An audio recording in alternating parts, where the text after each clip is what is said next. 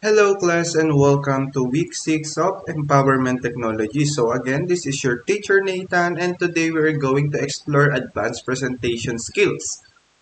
We will look beyond simple bullet points to see how professional layout strategies, interactive navigation, media components, and intentional animation can transform a standard deck into a compelling interactive narrative. So let's review our core learning objectives for today's lesson, and by the end of this session, you will able to identify advanced presentation features such as master slides, nonlinear navigation, and custom object animation.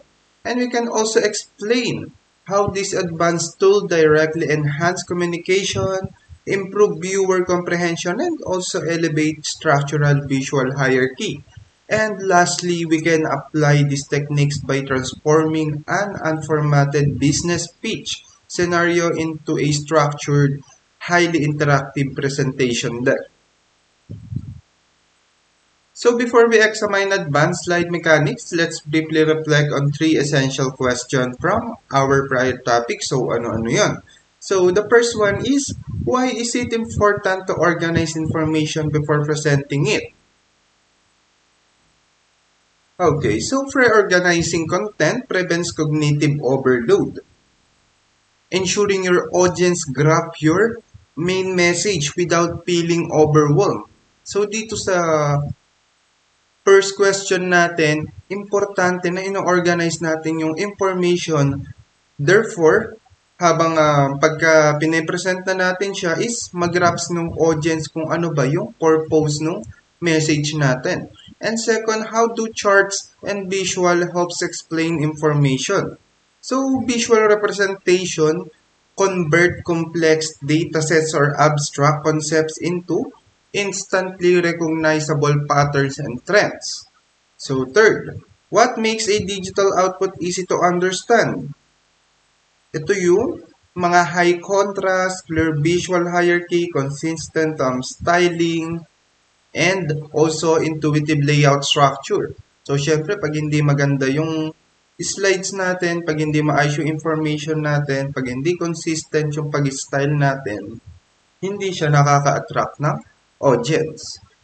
So, to anchor our lesson today, I want you to consider this question in mind, that how can advanced presentation features help communicate ideas clearly, creatively, and also effectively. So, a presentation, hindi lang siya basta place para mag-store tayo ng text, kundi isa siyang visual, yung interactive visual na dinidesign natin para makapag-persuade, makapagturo, and makapag-guide tayo ng audience. So, from plain slide to an effective presentation. So, okay, i-compare natin si presentation A and presentation B. So, let's see the visual. So, analyzing presentation A. So, presentation A, medyo cluttered siya. Nag-use siya ng rainbow text color. Yung mga text niya, kung napapansin natin, is naka-shout siya or naka-capital letter. And yung mga fonts niya is conflicting yung design. What else? So, yung white space niya, medyo wala tayong nakikitang white space. Ibig sabihin, overcrowded masyado tong si presentation A. And the presenter pours an entire essay onto a single slide. So, dapat hiwa-hiwalay yan. Pero pinagsama ni author into one slide. So, the audience spends so much energy trying na i-decipher yung mga text na yan. And namimiss nila yung message or yung purpose ng message entirely. And on letter B, presentation B, nag-use siya ng structured visual or structured visual hierarchy. Meron siyang clean header, concise yung mga bullet key takeaways, high resolution yung image rin niya, showcase yung solar and yung wind infrastructure. And interactive header and footer. Navigation button niya is minimik yung audience ng maging effortless to follow. Or in short, easy navigation. So, what is an advanced presentation?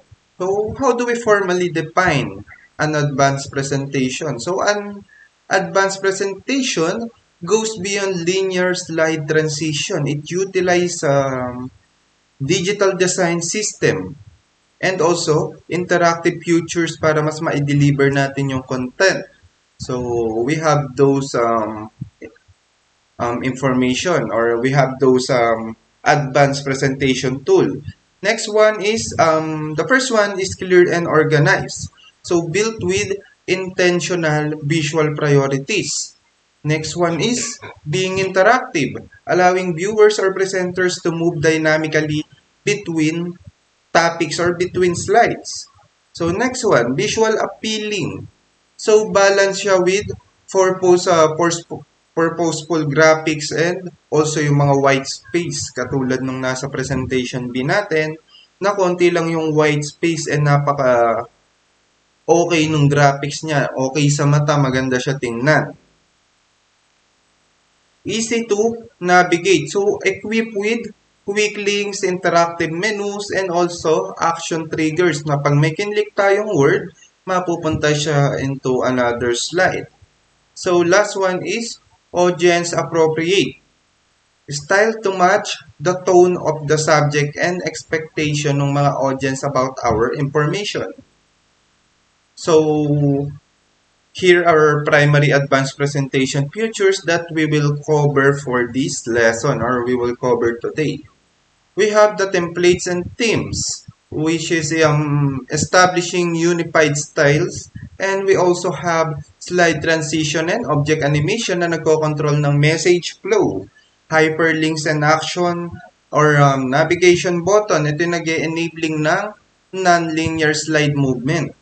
Image, icons, and embedded media. Sila yung nag-enhance ng visual engagement. So, charts and diagram. So, sila nag-i-structure ng quantitative and process data. So, slide master layout. So, sila yung nagla-lockdown ng global background rules. So, for our first one, a template or theme. Sila nagpo-provides ng underlying aesthetic foundation across sa mga deck natin or slide. So, it predefines color palettes. So, dominant, secondary, and accent colors. Typography na coordinated header and coordinated yung mga body fonts natin. Slide layout.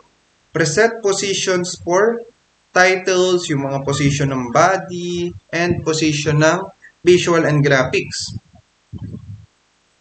So, rule of thumb. Always align your theme with your subject. A sustainability pitch benefits from clean, green, and earthy tones. So, whereas a technology pitch might lean into sleek dark blues and neutral gray. So, for our next one, why use a consistent theme? So, bakit tayo gumagamit ng consistent theme? So, why is thematic consistency so vital? So, eliminates distraction. The first one. So, sudden font or background change force the viewer brain na mag-readjust sa every slide. So, medyo nakakahilo talaga or malilito si viewer pagka hindi consistent yung theme natin. Second one, establishes professionalism. So, cohesive visual design signal, nagsisignal siya ng care and preparation. So, third, unifies content. So, it ties distinct topics together under one unified narrative brand. So, for next one is slide layout. So, visual hierarchy is the art of arranging element size, color, and placement to signal relative importance. So, how to build a hierarchy? So, primary focus. Kailangan malaki siya, nababasa siya, bold titles, and nakakakuha siya agad ng atensyon. Like pag tinignan nila, oh, ito yung topic. Ito yung topic na itatakel. Next one, secondary focus or yung mga medium-sized subheadings or highlighted callouts lead. So, nalilid nila yung mga reader. Tulad nung, kung nakikita nyo yung dito sa slide natin yung visual hierarchy. So, mas malaki siya, siya yung sumunod na malaki. So, kung mapapansin nyo is, siya yung pangalawang nakakaagaw atensyon. So next, supporting focus or regular high contrast body text, nagpo-provide siya na secondary context. Like yung background natin, medyo dark kaya yung color ng fonts natin is high contrast na or color white. So white space. So wala tayong white space dito. Or white space is considered a generous spacing. So, if hindi pag sinabing white space, kulay white na. Ang meaning ng white space is yung mga spacing ng words or yung mga natitirang space. So, the 6x6 rule. So, to keep slides legible, we reference the classic 6x6. So, maximum siya ng 6 lines ng text per slide and maximum siya ng 6 word per line. So, the 6x6 rule is a guiding principle. Hindi lang siya basta strict law. So, the core objective lang ni 6x6 is to simply avoid overcrowding slides with paragraphs that belong in your spoken notes. So, ang mga nilalagay lang dapat natin talaga sa slide natin is yung mga dapat lang nilang makita, hindi yung buong script natin. So, next one. Slide transition. So, ito yung visual movement effect na nag-o-occur pag nag-a-advance from one slide to the next. So, example, common example, yung fade or dissolve. Ito ay isang smooth transition sa PowerPoint natin. So, smooth and professional siya. Ideal siya for corporate or educational text. So, paano ba yung transition na yan? Ganito po nangyayari yung transition. Nasaan ba? Nawawala. Di gumagana. So, papakita ko siya sa inyo. Yariin muna natin. So, next is push or wipe. Creates a sense of directional movement moving forward through a timeline. And yung mga morph na yan and dissolve, basta yan is, siya ay type lahat ni transition or mode of transition siya. So, best practice. So, kailangan natin keep yung transition natin na subtle and consistent across all slides para hindi malito yung audience, and switching widely between spin, zoom, and bounce effect, mako-confuse po si audience natin. So, let's check paano ba nangyayari tong si slide transition. So, let's say dito sa slide transition, maglagay tayo ng slide na more. So, ganun po siya. Gumagana. So, let's check.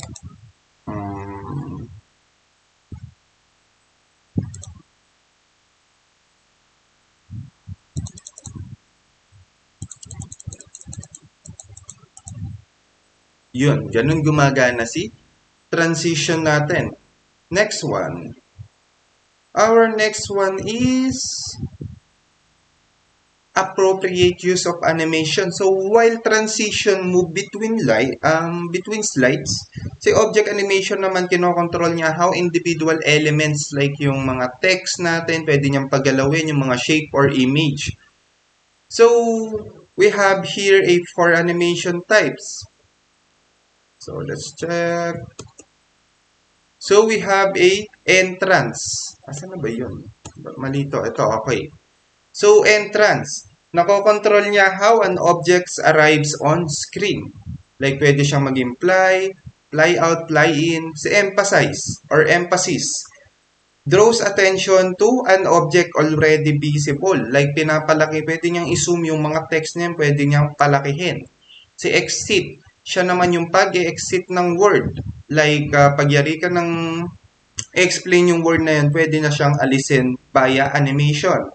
So, motion path. Move some object along a specific line across the slide deck or slide canvas. So, next, appropriate use of animation. Animation must serve a function, never use them just for a show.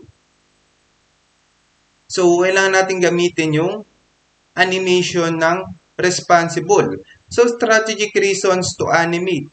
So, progressive disclosure. So, nagre-reveal siya ng bullet points one by one para yung audience pag-focus din sila sa voice mo rather than reading ahead. So, process mapping. Nag-a-animate siya ng arrows in sequence para ma-illustrate yung steps sa mga workflow natin. Focusing attention. Nag-highlight siya ng key metric or graphic when pag ini-introduce natin yung isang bagay sa presentation. So, hyperlink. A hyperlink converts any text, icons, or shape into interactive link. So, what can you link to? So, a specific internal slide. Yung mga from summary slides straight to appendix data. So, pwede nating i-link yun para hindi na next na ganyan. Nandun na agad siya sa slide na yon. And also external web pages or video sources. Pwede din tayong mag-link from outside the presentation. Like magli-link tayo through Facebook video or YouTube video. Basta yung mga video sources or image sources or mga links. So, pwede rin siya sa document and downloadable PDFs. Example, clicking a view product specs button on a summary slide, ma-i-open niya yung technical specification slide instantly. So, pag pinindot natin words product, mapupunta agad siya sa product slide. So, next, navigation and action button. So, action buttons elevate static presentation into self-guided interactive application. So, nakokontrol niya yung mga slides natin. Nagkakaroon tayo ng button. So, standard navigation control icons. So, for the first one, home button. Nare-return niya directly, pagka na-trigger siya, nagre-return siya directly sa main menu slide. The next or previous arrow. Nagmo-move naman siya sequentially forward or backward. Next or previous slide natin. So, back button.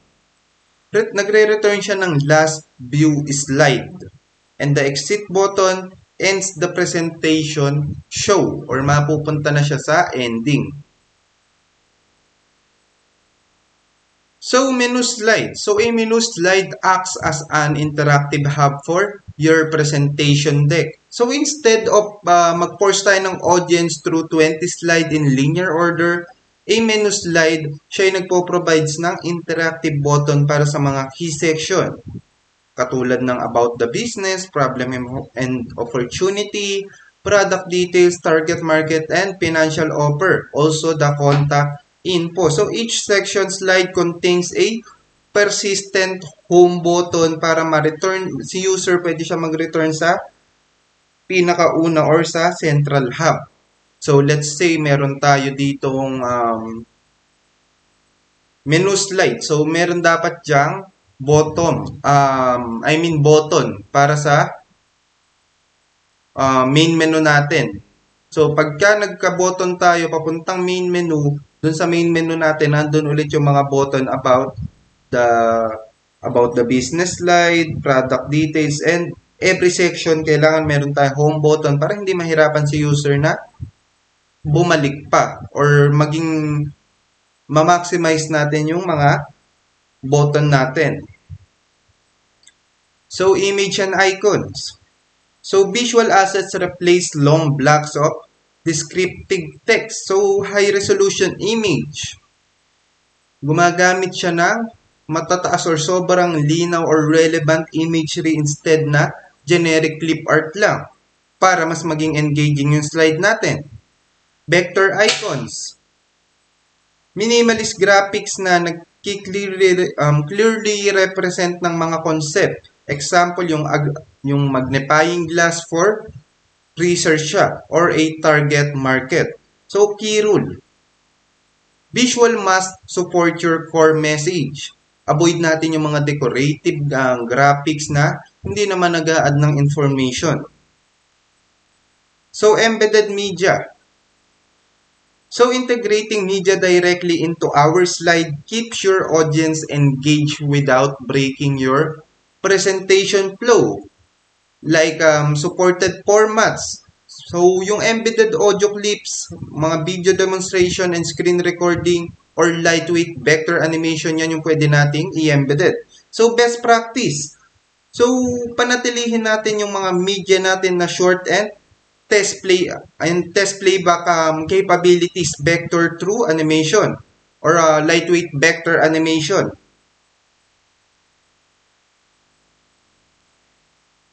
So, sa best practices, kailangan nating mapanatili yung media natin na short lang and natetest yung playback capabilities niya bago natin i-present. So, alternative note. So, if embedding video is hindi siya feasible or high impact image series, mga charts or diagram, kailangan lang nating panatilihin na maging effective yung mga ilalagay natin para therefore maging usable siya. So, charts and diagram. So, charts translate through mga raw numeric values or raw numeric data into clear visual insight. Katulad na pagka meron tayong sobrang daming number, pwede natin siyang gawing chart or diagram. So, marami tayong uri ng chart. Yung bar chart, nagko-compare siya ng quantities across distinct categories. Si pie chart, nag-show siya ng parts as a whole percentage distribution. So, process diagram, nag-illustrate siya ng workflow or we call sequential workflows. Si timeline, nagdi-display siya ng project milestone over time. Kaya siya tinawag na timeline. So, si organization chart or org charts. So, siya yung mapping team structures and operational hierarchies. So, next, readable text or ini-ensure natin na meron yung presentation natin, may readability siya.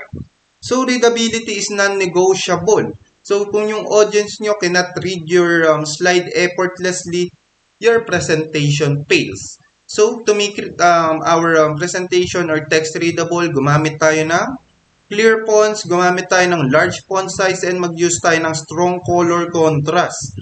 And mag-avoid tayo ng sobrang daming paragraph and limit the number of font style na ginagamit natin. Hindi yung kada text natin iba-iba yung font style. And lastly, i-check natin yung spelling and grammar. So, for today's, ngayon sa latest technology, meron na tayong mga grammar checker like Grammarly, na siya na mismo yung nag-check ng mga sinusulat natin and hina-highlight nyo yung ng red pagka may mali or mali yung grammar and siya na rin nagko-correct. So, choosing appropriate colors. So, color sets the tone of your presentation and direct visual attention. So, gumamit lang tayo ng mga 2 to 3 coordinated palette colors. And maintain din natin yung mga strong background to text contrast. And yung panatilihin natin na gumagamit tayo ng accent colors para mas ma-highlight yung critical stats. So, use colors that match the topic, may enough contrast, easy to read, and na-use natin consistently. And i-avoid natin yung mga vibrant neon backgrounds na pinair natin sa low contrast colors like yellow, text, or white slide. And pag-use natin ng arbitrary colors without a purpose. So, nakakahilo yung tingnan. Magpe-fail yung presentation natin. So, next. Common presentation mistake. So, i-summarize na lang natin si presentation A and presentation B. So, sa A, sobrang overcrowded nung text natin sa mga slide, tiny rin and unreadable yung mga fonts, excessive din and noisy yung mga animation, off-topic din yung mga decor niya, yung mga graphic niya, and inconsistent yung visual theme. Also broken yung mga hyperlinks, mga ganyan. So, to conclude, let's look at the practical business pitch scenario. Ayan. So, a student, ito yung problema ha. So, a student present a business pitch using long text, block, and zero product imagery. Also, inconsistent din yung color choice across the slide and missing navigation controls. And lastly, wala din siyang call to action. So, ano yung mga advanced solution natin yan? Paano nating sosolusyonan yung problema ng student sa presentation niya. So first, kailangan nating i-redesign yung theme. Kailangan natin ng standardized typography and colors na nag-use ng clean master layout. So next, kailangan natin mag-apply ng mga visual hierarchy para hindi punong-puno yung text. So na itatransfer natin yung ibang information into visual para masummarize yung text into scannable key takeaways. So, pwede rin nating ipasok yung 6x6 rule. Next, mag-add tayo ng interactive navigation. So, we need to build an interactive navigation or interactive menu slide with action buttons na nagli-link doon sa specific section. Next, incorporate visual and charts. Kailangan nating mag-add ng mga charts and ng clear product photos para sa pricing comparison table.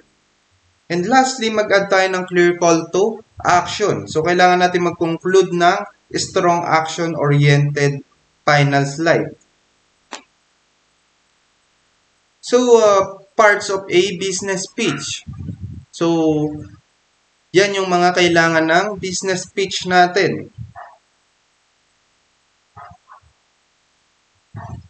So, kailangan may business name, product or problem or customer need, mga product or service, target customer, main benefits, price or basic offer, and call to action. Katulad ng ginawa nating solution sa problem ng student sa business pitch scenario. So, that concludes our lecture dito sa advanced presentation skill. And always remember na an effective presentation, clear, engaging, structured, and easy na to navigate is maka-attract ng mga audience natin. So, it takes a big heart to shape little minds. So, again, thank you for your hard work and I will see you in our next video discussion. Again, this is Teacher Nathan signing off for this topic. Bye for now.